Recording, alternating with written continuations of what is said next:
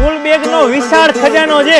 અહીંયા તમારે જોઈને એવી તમને સ્કૂલ બેગ મળી રહે, દરેક બ્રાન્ડ ની મળે અને એમાંય 40% સુધીનું ડિસ્કાઉન્ટ છે। આખું ગુજરાત ફરી લ્યો, તમને આવી પ્રીમિયમ બેગમાં કોણ ડિસ્કાઉન્ટ આપે?